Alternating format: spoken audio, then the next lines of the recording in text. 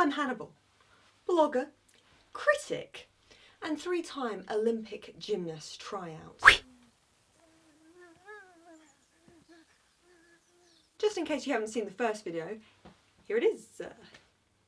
Just floating in space. So welcome to another X-Men Days of Future Past video.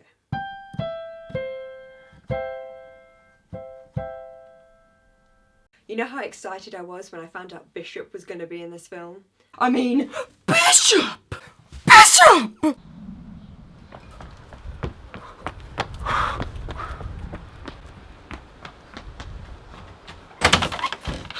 Don't say the kid's name, Vic!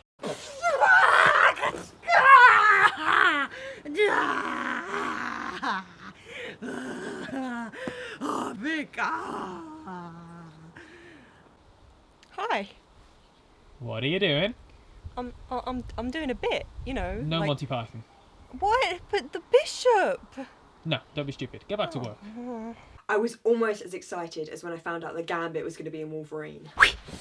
Yes! Oh, guys, I'm so excited. Oh, Wolverine, yes. Okay, let's do this.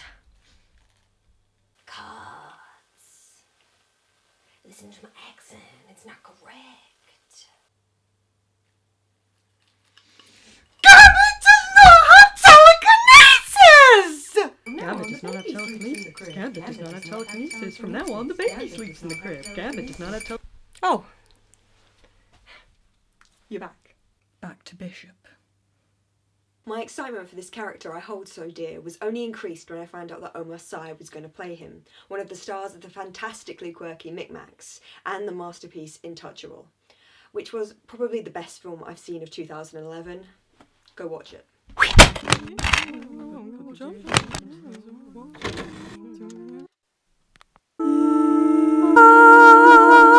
I was also really happy to see Colossus again.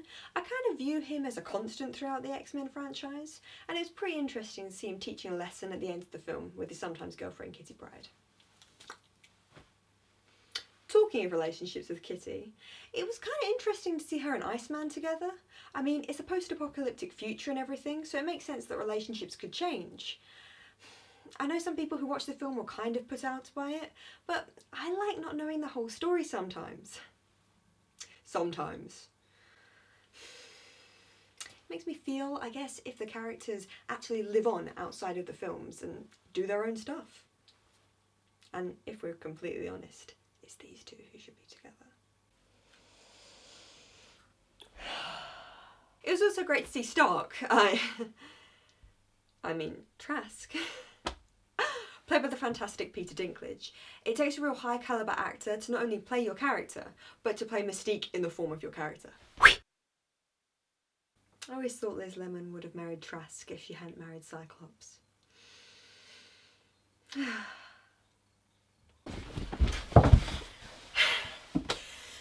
on to another new edition. Quicksilver. I think Evan Peters did a really good job portraying the fun teenage Quicksilver and the slow motion kitchen scene. I mean, that was just, oh god.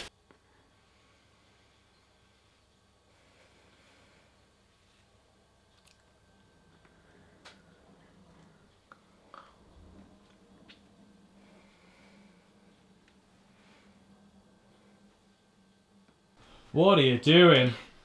Being Quicksilver. You're wasting your life. And loving it! There were some lovely little extras in there. Tiny shot of Scarlet Witch, and Magneto being Quicksilver's dad. Though one of my biggest problems with this film comes from our super fast friend. Why wasn't he in the end battle? Don't give me any of that "you're too young" nonsense. The future of the mutant race is at stake here. Sentinels can't move fast, Magneto can't move fast, and guess what? Raven can't move fast. Oh, for God's sake. Quicksilver could have sorted the whole thing in less time than it takes to say The Last Stand sucks. This is why Jean Grey had to go Dark Phoenix and Cuckoo Cuckoo. We can't have all-powerful heroes. All-powerful villains, on the other hand. This is what might add a little bit extra to Age of Ultron Quicksilver. Whether by choice or deception, he doesn't seem to be on the side of our heroes, at least at first. I mean, punching Captain America in the face isn't going to win you any friends. Oh, the freedom. Oh, it's so strong. Oh, my hand. It's pretty cool that the studios managed to come up with an agreement to have Quicksilver in both X-Men and Avengers. Age of Ultron Quicksilver, you've got a lot to live up to. I wonder if we can do it. I mean, Avengers is out now and I should really be seeing it. It looks so cool. I mean, hey, Oi, nobody cares about the Avengers anymore. Well, yeah, they do, more than X-Men. Why are you still doing this X-Men video? X-Men! You know what, that actually reminds me. I actually thought Magneto was gonna not do a bad guy thing when he hijacked the Sentinels from the train. Come on! Jesus!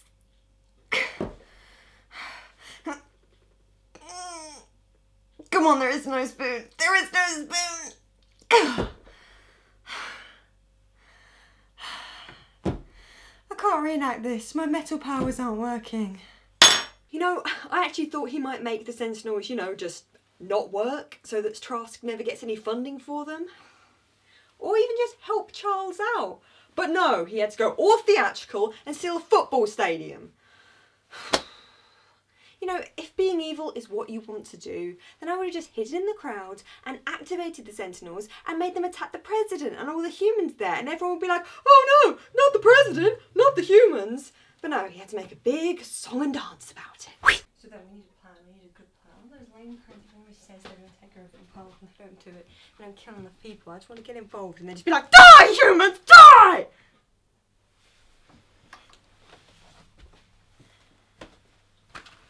Don't ask me about my work. I wasn't asking anything, I just wanted to see if you wanted some... Yeah? Oh, okay. Bye. I've always been a fan of Wolverine.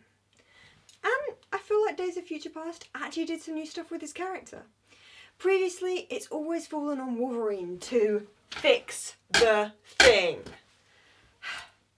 When he's actually been in the film. Given you that First Class, he's just a cameo. But otherwise, he has to do everything. He was sent to save Rogue in X1 on top of the tower and stop Magneto, which is pretty dumb. I mean, he's made of metal. Magneto controls that. Come on, guys. X2 is pretty much his backstory, though, I mean, that was pretty awesome, right? And in X3, he's the only one who can stop Jean. Plus, Wolverine 1 and Wolverine 2. Not that I mind, after all, being able to regenerate from any wound is pretty much the most helpful power ever. Wolverine knows it. Deadpool knows it. Hell, even Captain Jack Harkness knows it. Some of the best characters have this gift. Plus, writers can pretty much put them in any situation they want. I kind of feel what Wolverine 2 was trying to do by stealing Logan's healing powers was trying to stick some peril in there. Our hero might die! But, to be honest, I think Days of Future Past does this better. Maybe not with the whole might die thing. I mean, how are the future Sentinels meant to kill him? Do survive an atomic bomb! Come on! Get your head in the game.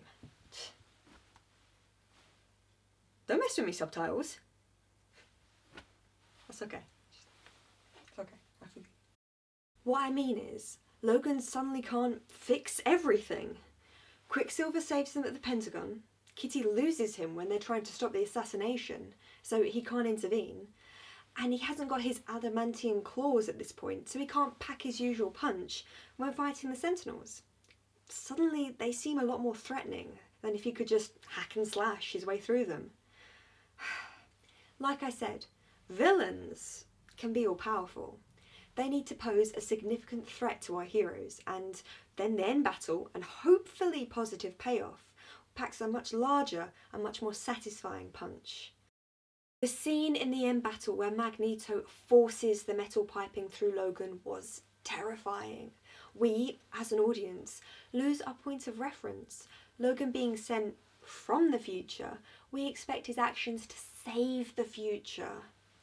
The scene was shot so well and had a dark nod to Logan's eventual experimentation and transformation into Wolverine. Having him thrown into the water, practically immobilised by Magneto, was wonderfully horrific and kind of practical. I'm surprised he doesn't do it to more people more often. It really made me pause for a moment and even made me wonder if he was going to be okay, which is a pretty big duh. Which is a pretty big duh moment. Of course he's going to be okay, but it was brilliant to have that fear for a practically immortal character's safety, even if it was just momentarily. I think this was partly due to an older version of Charles's fantastic no during this action. It conveyed so much genuine emotion and fear that it affected me. I'm really looking forward to seeing how things turn out with Mystique in the form of Strider.